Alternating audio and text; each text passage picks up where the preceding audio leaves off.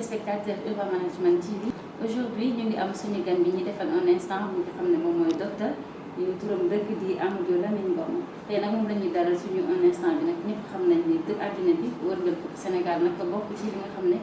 mooy mbas mi lëmbi àddina di Covid 19 wala coronavirus. Donc tey nag ci loolu la ñuy waxtaanee moom nag muy artiste di graffeur nekk li nga xam ne ci dëkk bi dëgg yàlla di sensibiliser di def li nga xam ne moom mooy fexe askan bi xam lan mooy feebar waaye tamit naka lañ koy moytoo tey nag ñu seet si ko doon ko laaj rek moom ba feebar bi tàmbalee ba léegi naka la koy dundee ak tamit naka lay def ba jeunes yi nga xam ne ndaw yi nga xam ne ñoom ñoo nekk ci gox-goxaan yi naka la leen ci woowee ñu nekk ci ba mën a moytandiku li nga xam ne moom mooy feebar bi asalaamaaleykum docteur. maaleykum salaam. tey ñu bàyyi la rek nga nuyoo si ñëw téléspectateurs yi si nga xam ne rek mooy émission bi un instant après. asalaamaaleykum maa ngi leen di remercier déjà le fait que ngeen choisir ma aussi ñëw di pour ñu partager li ñuy def ak suñu waa dëkk di leen wax merci vous êtes dans les locaux de Document Squad donc you welcome. merci beaucoup donc sans plus tarder dañuy dugg rek ci li nga xam ne moom mooy suñu émission bi comme son nom l'indique un instant avec docteur ñu bëggoon xam depuis le 2 mars le Sénégal a enregistré son premier cas de coronavirus fii nii ci dëkk bi yow depuis boobaak léegi ñu lay gis fu nekk nga yaa ngi ànd ak ndaw ñi di dem ci dëkk yi dëgg yàlla di def ay images di naan la sensibilisation par les images naka nga ñu mën a expliquer li nga xam ne moom nga nekk di def à travers les images. waaw xam nga y a une chose qui est réelle mooy quand ton pays est attaqué tu deviens soldat sans réfléchir il faut que tu fasses tout pour apporter ta pierre à l'édifice c'est-à-dire être en accord en harmonie ñi nga xam ne ñooy xeex loolu ñoom ñoo jiitu parce que fii stars yi ak combatteurs yi ak général yi mooy médecin yi. il fallait que ñu apporte aussi suñu pierre à l'édifice mooy que ni à la première chose qu'on a vu qui a été mise sur pied c'est donner benn ñaari numéro muy le 850 00 50 50 qui est benn centre d'appel ak le 15 15 qui est le numéro d'urgence du SAMU. loolu la ñu njëkk a jël déjà commence ko tas ci dans les grandes artères. booy def image aussi nit ñi dinañ ñëw dañu ko bëgg. ndax li ngay def lan pourquoi nga koy def. nga profité ci loolu ne lii de le médecin yi santaane. on a fait ça. Après on a commencé à faire des fresques on a fait HLM. on a dit aussi merci à nos médecins. on a fait benn ak Gaspard Camara ay ñoom Diablos ñu ci woon ay Sadiq Sang ay Mouti ay El Pacino. on a fait un truc boo xam ne pour ñun c'est notre apport à cette pierre à l'édifice. yemuñu foofu on a commencé à dire que weeru koor bi dugg ñi gis nii ñi di dajaloo ci boulangerie mu mën a nekk affaire boo xam ne day exploser parce que instant boobu ñu ngi leen cité ay tant de cas communautaires naan cas communautaire muy tiital ñëpp mais on s'est dit il faut que ñu apporter leen lu gën efficace. moi je dis que ok on crée des marquages yoo xam ne c'est pour def distanciation sociale. j'ai créé une plateforme qui s'appelle Médina Xeex Covid au niveau de la Médina. j'ai appelé ñi ma xam ñëpp ñu nekk Médina ñoo xam ne xam naa leen personnellement xam naa seen démarche que ce soit médecin que ce soit pharmacien que ce soit policier que ce soit businessman et tous les artistes yi ma xam te sam la ak comédiens yeeg ñëpp ma leen ñëw leen ñu xool nan la ñuy apporter benn pierre au combat qui xam ne service sanitaire ñu ngi koy mën. bi ñu commencé def ñu gis ne lii dafa efficace ils nous donnent leurs utilisations bi ñu ko tàmbalee en 3 jours on a fait 15 boulangeries. 15 boulangeries yoo xam ne dañoo dem de distanciation ba pare ñu créé ay brigades di wuraat ces boulangeries là ou supermarché pour ñëw sensibiliser nit ñi ñu mën ko respecter. des fois da ngay wax waa booy ñu waa grand ñu ngi koy def léegi fi nga taxaw di wax ñoom sans s'en rendre compte ils viennent autour de toi. ñu créé waat attroupement. exactement mais pour dire que toujours le Sénégalais il n'est pas têtu il faut juste parler avec lui ci rythme boobu ñuy daw ci dañu commencé yaatal mbir mi ba yu mel ne ay Union européenne ils sont venus vers nous nous dire qu'on a un projet qui est dans le même sens que vous est-ce que mën nañu ci liggéey ba ñu leen waaw ñun ça nous a permis d'aller ñun wutiwaat suñuy masque def ko suñu poche ku ñu rek dañuy dugal suñu loxo suñu poche rek ne la am. léegi ban approche communautaire ngeen di jël par rapport à cela parce que vraiment c'est des choses yoo xam ne doon na loo xam ne actuellement sonal na population bi te ñu bëri daf leen def psychose même si ñu ngi gis ni quand même xale yi par exemple les jeunes ñu ngi dem ci plage yi donc dafa tàng. oui oui mais dama lay doon xam nga la wax ji la quand le gouvernement démissionne ci mission bi tëdd. dafa démissionné. man loolu laa gis xam nga mën a démissionné. et puis après quand ils démissionnent ils mettent nos médecins en danger. waxuma population bi ñi ñuy fay ils sont en danger parce que cas yi ñu ngi ci ay 3000 et quelques ñu ngi pendant 2 mois ñu wax 100 et quelques. ay 100 ay 300 léegi ñu ngi ci 1000 et quelques ay 3000 et quelques donc les gars ils sont plus en danger mooy que ne affaire bi law na nu ñu koy contenir xamuñu mais li ñu mën a def lu simple compliqué wu. mooy gis nga lii duñ ko xeeb on n'est pas muselé mais on se protège. gis nga booy jël mesure pour man booy jël mesure da ngay jël ki nga xam ne moom gën a néew lu doole ci dëkk bi nga jëlee mesure yi à partir de moom boo ko jëlee à partir de moom ñu ko sut ëpp ko doole du leen metti parce que xam nañ ne fi mu gën a soof mettee lañ ko jëlee koo jox ceeb saaku ceeb ci ñetti weer benn weer lay lekk ceeb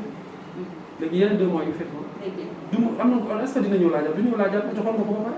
léegi yeneen 2 mois ni muy def ñi nga xam ne dañuy jaay muy nekk ñi nga xam ne taaba bana yi nga xam ne mooy ñi ma lay wax mesure bu bi nga xam ne ñooñu ñu war a sóob ñu trouvé méthode boo xam ne ñooñu dinañ gis seen bopp am lu ñu yóbbu seen kër taxat bi sax ci ñoom boo defee 8 jours yooyu 3 jours yooyu ñooñu ngay bàyyi noonu nga bàyyi la ñoom ñu jaay ñoom ñu for marché yi mag yi tëj da ngay indi alternance ci affaire bi Sénégalais yi nañu bàyyi gouvernement bi ñu waxante suñu biir nañu waxante suñu biir gouvernement bi c'est nos employés c'est pas nos patrons ñoom ñooy exécuter ñun li ñu bëgg dañ leen di fay weer bu dee pour ñu bu fekkee ñoom ils pensent qu'ils ont le pouvoir ñu nax seen bopp mais ñun Sénégalais dañu waxante suñu bopp dëgg donc am na loo xam ne il faut que ñu jël suñu responsabilité médecins yi li ñu mën mooy wax li ñu mën mooy nit ñëw avec les moyens du bord ñu faj ba yàlla def ci lu mu gën parce que médecins yi dañuy jéem rek yàlla lay dogal maintenant bu ñu nee gars yi takk leen masque soriante leen mais nga am fulla yi boo duggee ci kàr fekk mu fees nga ne dugguma boo gisee ne kenn takku ci masque nga ne kii takkul masque day wàcc wala ñun ñëpp ñu wàcc. est-ce que la communication n'a pas été faussée depuis le début. même jaan bi daw ba romb la nga toog ci watati di dóor nañ ko ñu jàng xool nañ ko daane la ñuy def xam nga loolu wax ko pour man c'est revenir parce que boobu maa ngi ko dégg boobu léegi xam nga par exemple quand on ñu jiital la yow ci loo xam ne doo super expert li la expert yi wax loolu ngay def. le ministre de la santé loolu lay def. quand je vois des gens yoo xam ne on te da ngay wax ak ñoom ñu ne la gisuma ko feebar gisuma ko gis ko feebar est-ce qu'on doit voir les malades en fait qu'est-ce qu'il faut faire pour parce que le problème mooy que ne si nos politiques je parle de politique donc si nos politiques prennent tout ce qui est bien le mettre dans le dos de la politique dara du fi baax donc je reviens à ñun les populations ñu jël suñu responsabilité moi je vais écouter les médecins liñ may wax que déglu entité beneen bi ñu may wax. Mais parce que ce qu'on a constaté, c'est que au début de la pandémie, on a vu que vraiment les gens respectaient quand même. Il y avait le port des masques. Mais ce qui a cassé vraiment cette allure, c'est quand on a parlé du fond de la Covid-19. Et là, bonjour les problèmes. On a vu que vraiment, les gens ne se retrouvaient plus parce qu'on parle d'argent à gauche, riz à droite. Finalement, on ne savait plus quoi faire. Parce que sëñ bi waa ji Macky dafa woo nit ñi pour ñu joxe seen xalaat xaw ma ban xalaat lañ ko joxaat ci suuf mu doxale ñu ko nekk. Parce que nous, on était derrière lui. On a dit que c'est notre président. Et il s'est engagé pour que nous fassions qu'on ne dise tout. Le président de la République, pour moi, instant il devait juste être derrière les médecins. Et à 2 millions %. Parce que c'est un moment fort pour pouvoir mettre tout. Et ça, les deux sur la table, pour nous solutionner une affaire. Suñu service sanitaire lu ñu mënti wax ils sont forts ils sont très forts te pourtant amuñu dara ci natt matériel buñ la ko waxee rek doo gëm léegi dañuy wax naan la seen lii lañ leen ko bàyyi. ça fait li may wax nii dama leen wax nga baal ma sama xol laa ko jublu dañ leen war a jàppale parce que c'est notre devoir de def gis nga stade arena bi nekk Diamniadio c'est une bonne chose mais bu ñu amoon service scientifique recherche sur tout ce qui est épidémiologie instant bii malgré que suñu gars yi géré nañ ko doon nañ gën a efficace dinañ doon wax 0 cas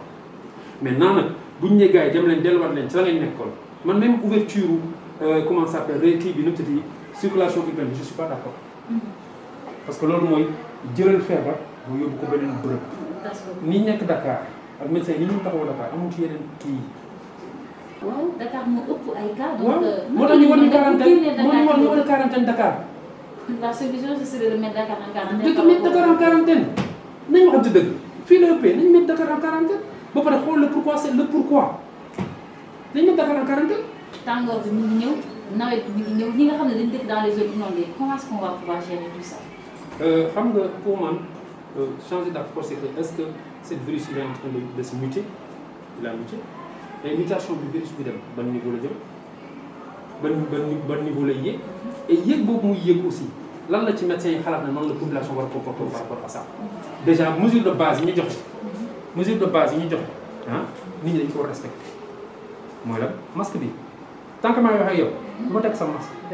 parce que mën naa am virus bi te yow doo ko xam ma transmettre la wala yow nga am ko transmettre wala ñun ñaar kenn amu ko ci sax fekk virus mi ngi nekk ci sa yére te yëguloo ko loolu yëpp c'est des choses à tenir en compte li ñu médecins yi wax na ko nit ñi respecté maintenant climat bi change médecins yi doivent nous dire le climat change le virus est en train de muter ou il ne mute pas nan la ñu war a comporter par rapport à c'est très important. Et puis c'est pas à moi de le déterminer ni yow c'est à eux de le déterminer mais pour l'instant nañu def tout pour respecter ñoom lu ñu sant parce que daal dernière fois bi ma dégg dañ ne même bu fekkee distanciation sociale nit ñi gardé wuñu ko nañ takk masque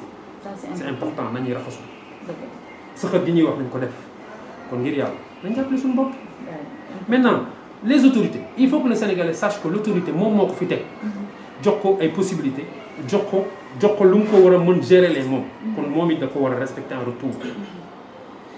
te l'autorité yi bàyyi lu ñu jël ñu def ko politique il faut être patriote des fois soo waaye ne la nga ne ko hey sëñ bi lii moo baax ci Sénégalais lii lay def ndox ma ci kaso bi bu la def ma lu la neex na lii lay def. On est dans une situation particulière qui est mondiale on ne voit pas du ci génne noonu maintenant les Français c'est les Français les Américains c'est les Américains les Chinois c'est les Chinois les Sénégalais c'est les Sénégalais les Africains c'est les Africains ban position lañ nekk ak ñun lan la ñuy gérer ñun li ñu daal parce que nañ ko dimbali ah. est-ce que naa gis kenn ko dagg billet ñëw ne daf ñuy dimbali. bopp sa bopp la ñëpp a jaaxle. voilà mais maintenant ñi fi nekk li fi nekk nañ ko gérer parce que instant bi kenn mënatul jël avion damay faju ji ma sàmm. fii ngay toog suñu médecin faj la donc respectons cela et aidons ces personnes là parce que lu ñu mën ci wax doomu dëkk bi la dem nañ jàng seen xam-xam ñu ngi koy exploiter fii malgré la situation compliquée bi ñuy dund ñu ngi koy gérer donc nag dama woowee ministère de la santé mais ministère de la santé ku mën ci doon pandémie bi ñoom ñooy star yi instant bi ils donnent des conseils respectons-la que les gars arrêtent de mettre la politique partout c'est-à-dire que la politique politicienne il faut qu'on la précise la politique politicienne qu'ils sont en train de mener ndax Sénégal soxla na leneen lu dul lii te Sénégalais yi aussi prennent leurs responsabilités c'est pas des extraterrestres réew léegi nañ ko teg fële ñu respecter les consignes. Merci beaucoup docteur. Donc Merci à vous. chers amis téléspectateurs li mu nekkoon suñu émission un instant avec